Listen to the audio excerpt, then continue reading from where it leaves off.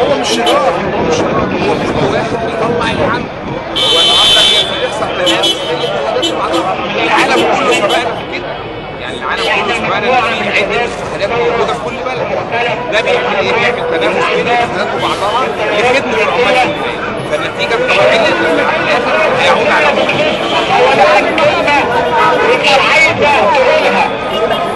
احنا نظره مختلفه للعمال عما سبق. حضرتك من بعد الثوره لغايه النهارده العمال ما شافتش اي بارقه امل. النهارده بنتكلم في الحد الادنى للاجور من 2011 وما قبلها لغايه النهارده ما حصلش حاجه. امور كثيره في النهارده مصانع بتغلق، تمام؟ والحكومه ما بتحطش ايدها لاي حاجه من حق العمال عشان ترفع شأنهم، تمام؟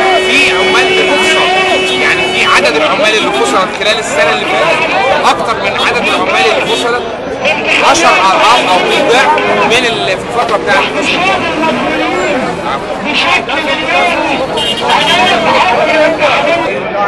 السنه اللي فاتت مايو مدينه عز نقصها واعتداءات علينا وانتهاكات لحقوقنا.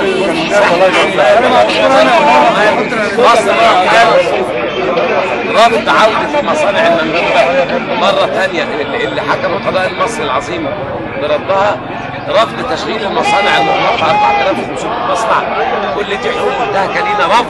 رفع الحد الأدنى للأجور، بالعكس تم تخفيض الحد الأدنى للأجور بسبب رفع الأسعار. احنا أيضا قانون الحريات النقابية اللي عمالين يماطلوا فيه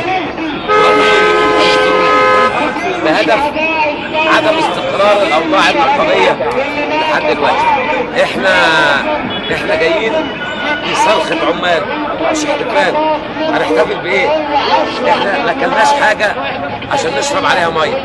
احنا اتظلمنا وانتقصت حقوقنا عما كان حتى ايام المخلوع مبارك، ولذلك احنا جايين بصرخه في ميدان الثوره الذي شهد دماء الشهداء، والذي شهد كرام الثوره، والذي شهد شعار عيش حريه عداله اجتماعيه لم يصل الينا منها اي شيء بل انتقصت حقوقنا.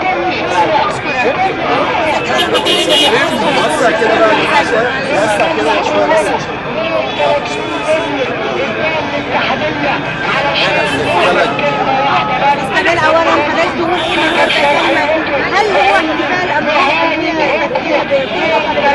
لا يوجد ما نحتفل باي حال. العده يعني من مايو اللي فات لمايو الحالي تم انتقاص كافه الدول. في عمال مفصولين، مزيد من انقاص العمال، مزيد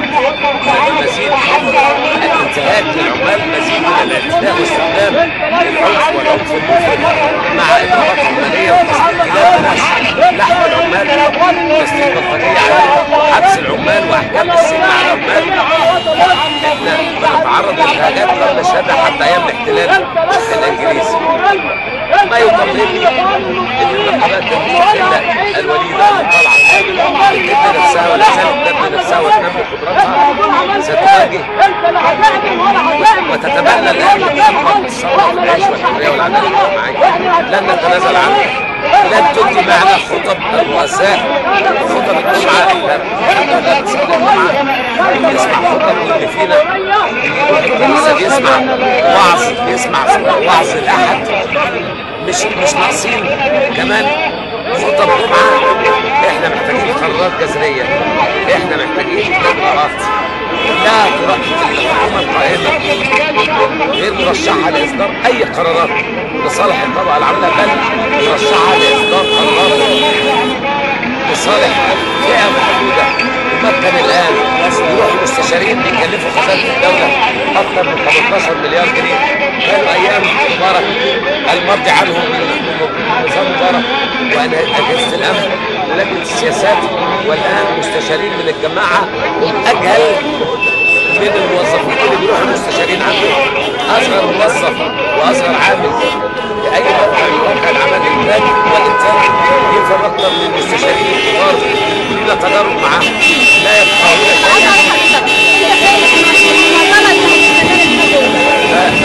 احنا هنستمر لحد ما تقوى عبدنا يقوى ونقدر ننتزع من ايديهم العمولة الاقتصادية والاجتماعية. العمال كل سنة وانتم طيبين كل هذه المآسي، كل سنة وانتم طيبين، كل سنة وانتم عارفين حقكم، كل سنة وانتم عارفين أعدائكم وخصومكم.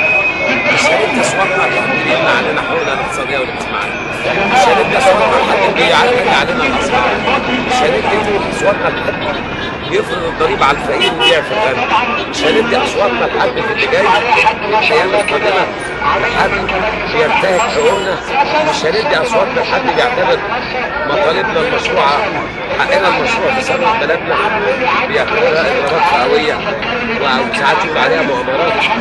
احنا عرفنا طريقنا وعرفنا ازاي ناخد حقوقنا، مش هنرجع تاني ورا ولا هنروح للرئيس ممكن احتفل بعيد العمال بعد ان كان ياتي الرئيس، ومش اي رئيس، كان جمال عبد الناصر ينتقل الى العمال في مواقع العمل والانتاج تحضيرا للعمال وللمنتجين. اما الان يعني حالنا تدهور لدرجه ان يذهب بعض من يحسبون المشروع العمل الى بيت الرئيس، مش عارف الاوضاع تتطور لغايه فين.